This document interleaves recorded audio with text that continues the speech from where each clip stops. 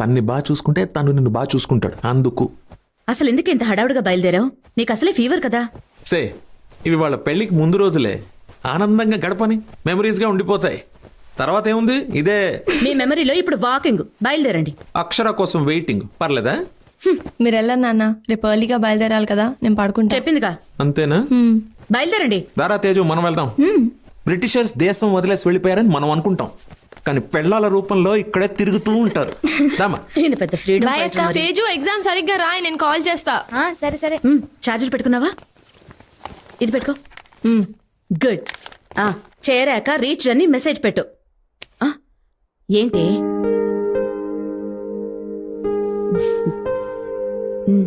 ఏంటి?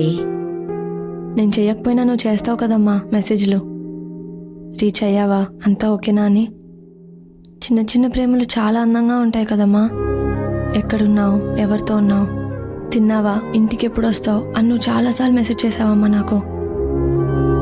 కానీ నేను ఎప్పుడూ రిప్లై ఇవ్వలేదు. ఐఎమ్ సారీ అమ్మా. ఏంటి ఇది? పెళ్ళైకంతా ఇది వరకులా ఉండదు కదమ్మా. నాకు ఈ కూర నచ్చలేదు, వెళ్ళి ఆమ్లెట్ తీసుకురా అని చెప్పలేను. నాన్నతో గొడవపడి మరీ రిమోట్ లాక్కుని టీవీ చూడలేను.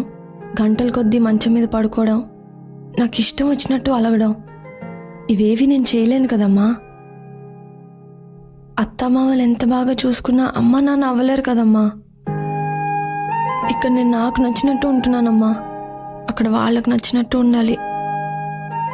అప్పుడు నువ్వు మెసేజ్ చేస్తావు కదా, అక్షర అంతా ఓకేనా అని. అప్పుడు నేను రిప్లై ఇస్తానమ్మా, ఐ మిస్ యూ అని.